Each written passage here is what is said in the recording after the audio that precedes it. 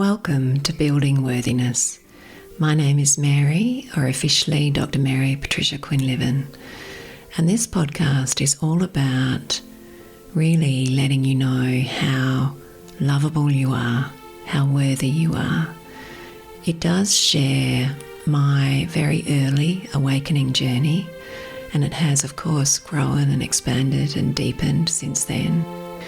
But it's very valuable learning on how we build worthiness, and of course with lots of sidetracks and mistakes and messing it up and getting it wrong, but ultimately discovering that we are entirely lovable, entirely worthy, that in essence we are consciousness or divine love. And this episode is entitled Healing is Everywhere. And that feeling came about because of an experience I had with Isira in 2019, which I'll describe a bit later on. I think I've mentioned before that Isira, or Auntie Chinta, is very much resting entirely as pure consciousness or pure awareness. And she's having to work at being in this world, whereas the rest of us are the other way around. We're very much in this world and having to work at resting in pure awareness. So there's been times when I've experienced Isira very, very deep in awareness, so much so that she's in bliss. And this was one of those occasions. And I will describe the experience later, but what it created in me was an absolute awareness of that consciousness, or that love, if you like, is everywhere.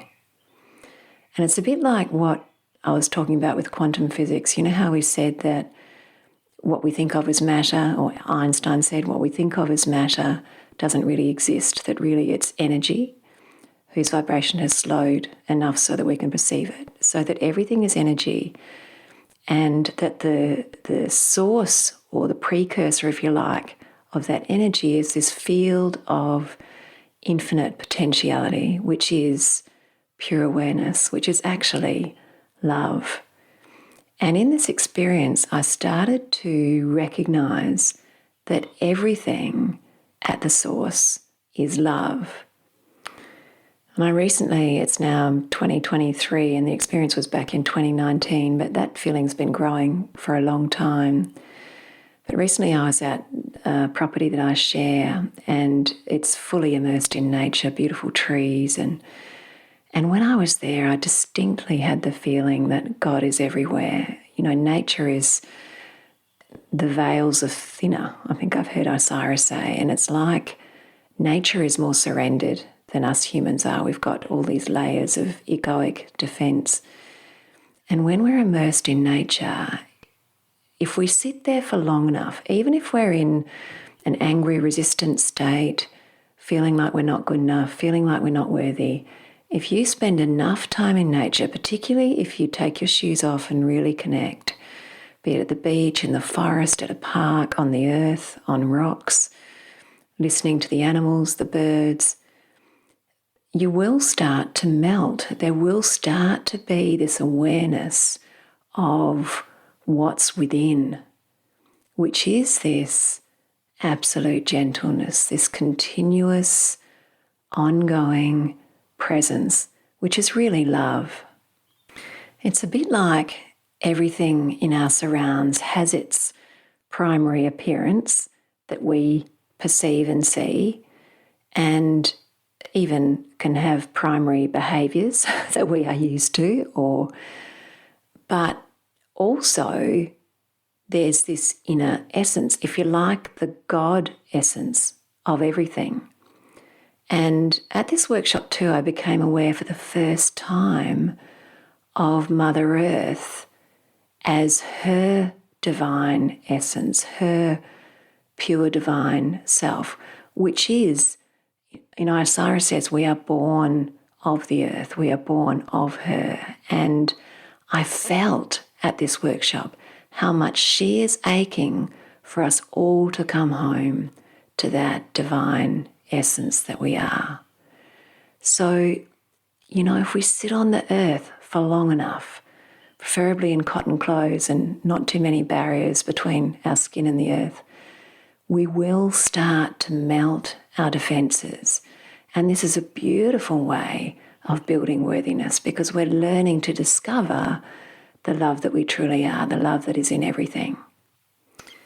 And there's another aspect that came out of that for me, and that is when I've been at a workshop, for instance, with Isaiah, and I've had a really beautiful experience, the experience or the impacts or outcomes of that experience don't just last for that moment. In fact, they go on and on and on, and often deepen. As I deepen, my awareness of the experience deepens. And that has instructed me more, if you like, about the fact that time isn't really real. It's part of this perceived experience.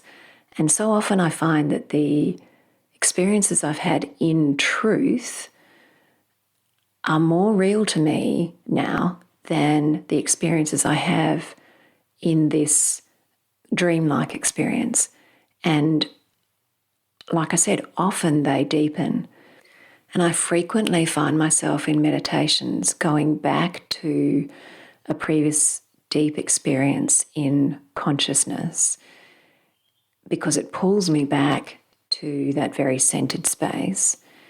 And the experience itself will give me new insight or new awareness. And that also created a sense that I knew I could heal the past.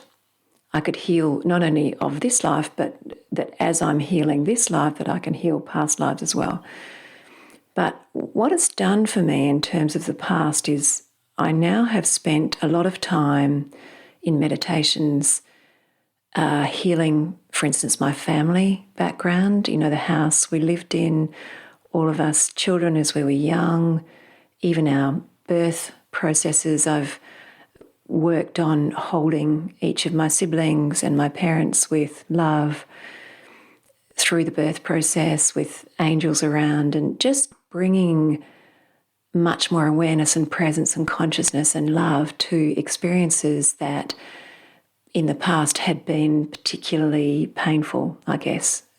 So I want to encourage all of you that you can do that. If there's been experiences that have been hurtful or painful for you or for loved ones, you can bring, in a meditation, you can bring a lot of love. Say you were a small child, you can hold yourself as that small child with absolute love and compassion and caring, and know that there are angels there available to support you and beings of light.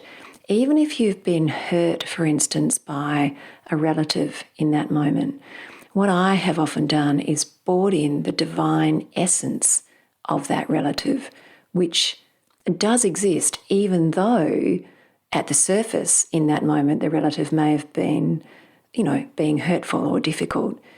There still is a much deeper God essence also there. And so if you imagine yourself as that, the relative as that, and you bring love and acceptance to the whole process, it's not that if there's still feelings of the wounded child, the pain, the hurt, the anger, of course they can also be held with great compassion. But it's the beginning of healing a situation that may have happened in the past. And this is beautiful for building our sense of self-worth. And by the way, if there's been a feeling that's come from mistreatment, which is, I'm not good enough, I'm not lovable, the more you go back and hold yourself as divinely lovable, as perfect, as worthy, knowing that that relative was only projecting their own stuff, that you were always lovable, always held as that. And this is how we can really heal past experience.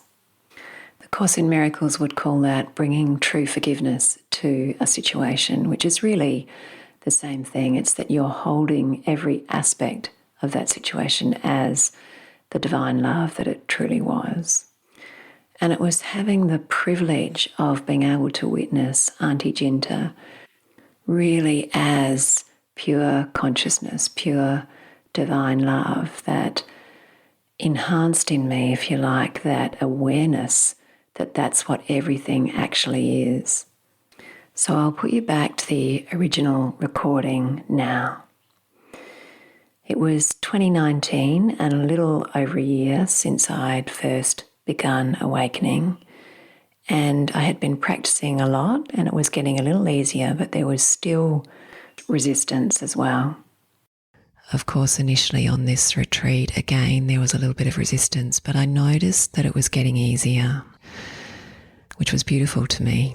And on numerous occasions, I've witnessed Isira in states of bliss, and it's where she is so deeply immersed in pure awareness that she can barely move her body or talk. And she's often laughing or tears of bliss. And I witnessed that while we were at Uluru, which was beautiful to witness. And it happened again on this retreat at Govinda Valley. And this time I really noticed that when she went into that state, I felt it so immensely powerfully. And that was again beautiful for me because I knew I was starting to shift and to feel the truth of what we are. So this one evening, Isira was in bliss, and it felt like she was the all, this immensely powerful, loving energy that was completely expansive, involving the entire universe. And it was centering in on all of us that were there with her. It was absolutely beautiful. And she often gives us the chance to come up and hold her hand, and she called me over and I kneeled in front of her, and I remember just feeling, she was a mix between laughing and crying, and I remember just feeling this immense energy of love that was the all, the cosmos, the earth beneath me. It felt like every cell in my body was being charged up, like plugged into a different frequency. And it was just so beautiful just sitting there. Also, there was a degree of overwhelm. I'd never experienced such an expansive state before. And when I went to bed that evening, I felt like I was buzzing. It took a while to get to sleep, and then I woke up in the middle of the night and it literally felt like every cell in my body was charged and open and kind of raw as well. And the next morning I remember thinking, I'm not sure if I can handle anymore. And she was very quiet. It was just a very peaceful, beautiful meditation the next morning, and I was able to just assimilate that experience and start to hold it within my body. And, you know, ever since that happened, that was in 2019, it's now 2021, I have, in my meditations, often felt myself in that space. The time isn't really real. And I've felt that experience kind of deepening, and a deeper awareness and a deeper ability to hold that space of light. You know, when you spend time with someone that can sit in deep presence, that it doesn't just benefit you in the moment, it reverberates for the rest of your life. As I said, time isn't really real either.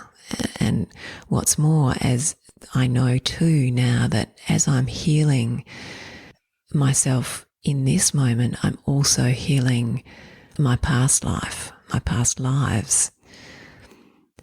And I'm aware I very often hold my old family home and my family in light, knowing that that's bringing healing to something that feels like it's already happened. A few days later on that same retreat, I had another beautiful experience with Isira, and we were deep in meditation, and I felt an awareness, a growing awareness that everything is love at the core, and there's this immense love radiating at us all the time, from the earth beneath our feet, from the cosmos, from nature, even from other humans, because that's the truth of what we are, is this divine love. So even if a human is, in the process of being a bit difficult or critical, as we learn to center into presence, we can see others as they truly are, which is, in truth, light, always emanating love, no matter what they're doing. I'm not saying that I'm totally practiced at that, and I certainly could get a lot better at it, actually, but it's very similar to what the Course in Miracles talks about with this true forgiveness, and that is that if we hold someone as they truly are, if we look through the external to the truth of what they are, that brings us closer to resting in the light ourselves. Because if we believe another is innocent and beautiful and held in love, we will believe that of ourselves as well. And I often find that in nature, immersing myself in nature, it's much easier to feel that sense of the essence of what we are, which is divine love, that emanation of light from the center of everything. It's a beautiful thing when you're struggling or feeling resistant or feeling down, is to just know you are being held in love. Get out into nature, sit on the earth or next to a tree or at the beach, and just notice the nature of the feeling that's coming from the earth or the ocean or the tree, that you are being held in love all the time. There's a saying in the Course in Miracles, which is, God doesn't change his mind about you. And, we are never separate. We are always loved. And yet when we're in a space of judging ourselves and believing ourselves to be guilty or not good enough, we separate ourselves from that essence of love. So it's in those moments when we're feeling the most resistant or the most scared or the most judgmental of ourselves or the most separate, those are the moments to remind ourselves that God doesn't change his mind. We are permanently held in unconditional love. Every aspect of everything around us is in truth that. And it's just so beautiful to spend time with people like Isira who are resting in that essence of love, because it's like you're being loved in the same way God loves you. So it's a beautiful reminder of what we really are and how we are always held. And I remember feeling in that space with Isira just how much the earth loves us and is aching for us to come home to her, to that space of light.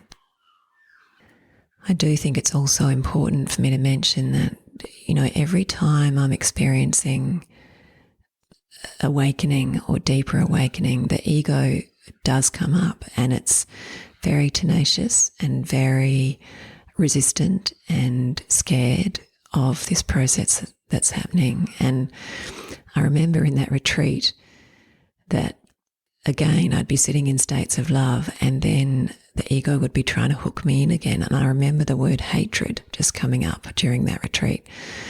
And it's almost like the ego turns it up. It creates something that's going to hook you in to pull you out of that space of presence, because it's feeling so vulnerable in that state of presence.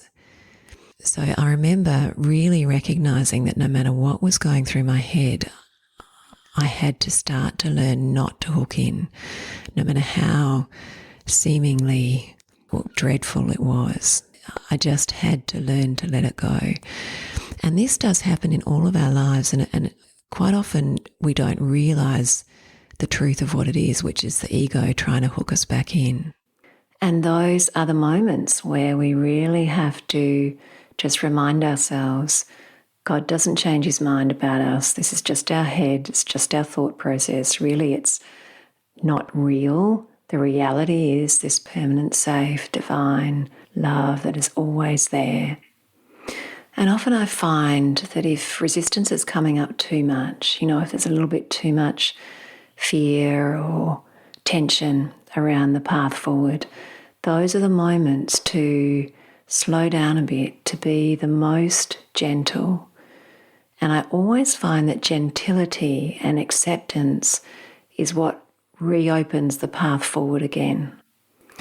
In another way of saying that is that it's compassion that will continue to reopen the path forward if we're finding that there's fear or resistance. So gentility, compassion, letting yourself be. And I think that's enough for today. Thank you for listening. It's been a pleasure to be here.